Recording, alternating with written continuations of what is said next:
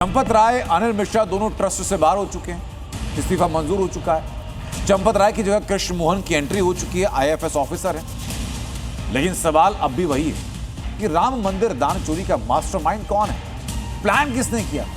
इस बीच एसआईटी की 9 पन्नों की रिपोर्ट आई है जिसमें दान चोरी के हर किरदार का जिक्र है। एसआईटी रिपोर्ट में जो खुलासा हुआ वो खुलासे बताता हूं आपको, क्या क्या खुलासे हैं। पहला खुलासा कहता है कि 40 दिनों में 70 बार सीसीटीवी में चोरी दिखी है। दूसरा खुलासा ये कहता है कि चढ़ावा चोरी में ट्रस्ट के 6 कर्मचारी हैं जो शामिल हैं। तीसरा जो खुलासा है वो है टिन्नू यादव को लेकर।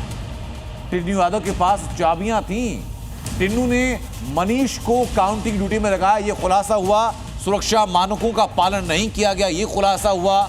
एंट्री और एग्जिट के समय चेकिंग नहीं की जाती थी, खुलासा हुआ। उसके अलावा सुरक्षा मानकों को लेकर के कई सवाल उठे, चेकिंग को लेकर सवाल उठे।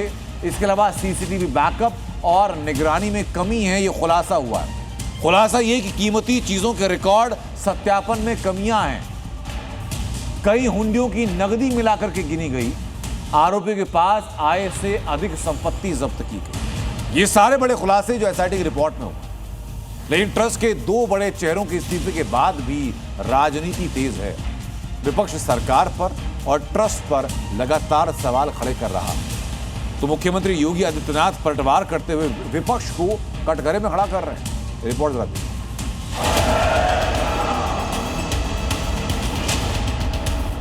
अयोध्या राम मंदिर चंदा और चढ़ावा चोरी मामले में आखिरकार जांच की आंच उन चेहरों तक पहुंच गई है जो अब तक ट्रस्ट के सबसे रसूखदार नाम थे। राम जन्मभूमि तीर्थ क्षेत्र ट्रस्ट के महासचिव चंपत राय और मुख्य ट्रस्टी अनिल मिश्रा के इस्तीफे मंजूर हो चुके हैं। लेकिन इस पूरे विवाद में सबसे बड़ा धमाका हुआ जी मीडिया के कैमरे पर, जहां ट्रस्ट के कोषाध्यक्ष गोविंद गिरी ने खुद माना कि बड़ी भूल हुई। भूलें मानव जीवन में होती है, ऐसी भूल यहाँ पर नहीं होनी चाहिए थी, ये अपेक्षा थी, लेकिन वो हो गई। भूल के कारण लोगों के विश्वास में कमी आना थोड़ा स्वाभाविक होता है। उन भूलों को अच्छी तरह से दुरुस्त करके और पुनः नई पद्धति का आविष्करण करके इन भूलों को हमने दूर कर दिया है, ऐसा विश्वास निर्माण भी किया जा सकता है। एक तरफ जहां ट्रस्ट गलतियों को सुधारने और एसआईटी जांच के जरिए सच लाने की बात कर रहा है, तो वहीं दूसरी तरफ विपक्ष इस मुद्दे पर जमकर राजनीतिक रोटियां सेकने में जुट गया है। अरविंद केजरीवाल जहां दोषियों को फांसी देने की मांग कर रहे हैं, तो वहीं राजस्थान के पूर्व मुख्यमंत्री अशोक गहलोत नया ट्रस्ट बनाने और सीएम योगी को उसका चेयरमैन बनाने की सलाह दे रहे हैं। कांग्रेस नेता पवन खेड़ा भी सीधे संघ और कोषाध्यक्ष की भूमिका पर सवाल उठा रहे हैं। कहना चाहूँगा कि ये ट्रस्ट जो है पूरा भंग हो, और योगी जी को मैं कहना चाहूँगा ऐसा करो, नया ट्रस्ट बनाओ, उसके चेयरमैन आप खुद बन जाओ, मुख्यमंत्री यूपी का चेयरमैन बन जाए। उसके अंदर केवल इस्तीफे मंजूर होने से नहीं होगा। कल मैंने भी देखा, जनता बहुत आहत है, चोरी हुई है, बहुत बड़े स्केल पे चोरी है। चोरी नहीं होती तो आपको क्या लगता है एफआईआर कर देते इतनी आसानी से? इतने शरीफ लोग हैं, एफआईआर की है, मान रहे हैं चोरी हुई है, और इन्होंने 8 लोगों को अरेस्ट किया है जो छोटे छोटे लोग हैं। जनता की एक ही मांग है कि एक तो चंदा चोरी करने वालों को फांसी चढ़ाओ, इस्तीफे से काम नहीं चलेगा। इनके इस्तीफे से इस बात की स्वीकारोक्ति हो गई कि चोरी, डकैती, नृपेंद्र मिश्रा जी की भाषा में बोलें तो डकैती हुई है। संघ किस कारण से अयोध्या मंदिर के ट्रस्ट पे अपना कब्जा रखना चाहता है कि आज जिनको आपने अपॉइंट किया कृष्ण मोहन जी, वो पूर्वी उत्तर प्रदेश के क्षेत्रीय संघ चालक हैं। लेकिन विपक्ष के इस दोहरे चरित्र पर उत्तर प्रदेश के मुख्यमंत्री योगी आदित्यनाथ ने करारा प्रहार किया है। सीएम योगी ने साफ कर दिया है कि सनातन आस्था पर चोट करने वालों को भगवान राम पर बोलने का कोई हक नहीं है। जो कांग्रेस राम के अस्तित्व को नकारती थी, जो समाजवादी पार्टी राम भक्तों पर गोली चलाती थी, वे आस्था की कौन सी बात कर रहे हैं? जो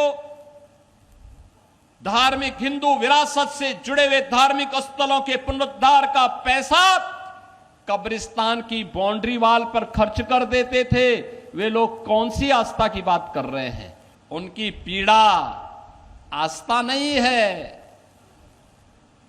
और इसीलिए मुझे देख के लगता है अब तो इन सपाइयों से, इन कांग्रेसियों से गिरगिट भी शर्मा रहा होगा कि भाई देखो, कम से कम एक नई प्रजाति आ गई है कि जो हमसे तेजी के साथ रंग बदलती है। और ये इन लोगों के दोहरे चरित्र से आप अनुमान लगा सकते हैं। वक्फ के नाम पर समाजवादी पार्टी और कांग्रेस के लोगों के मुंह पे फेविकोल क्यों लग जाता है? क्यों इनका मुंह बंद हो जाता है? कैसे लोग हिंदुओं के धार्मिक स्थलों पर हिंदुओं के द्वारा दिए गए पैसे का दुरुपयोग कब्रिस्तान की बाउंड्री के नाम पर करते थे? साफ है कि योगी सरकार और जांच एजेंसियां पहले दिन से इस रुख पर कायम है कि घोटालेबाज चाहे कोई भी हो, बख्शा नहीं जाएगा। चंपत राय और अनिल मिश्रा का इस्तीफा तो सिर्फ शुरुआत है।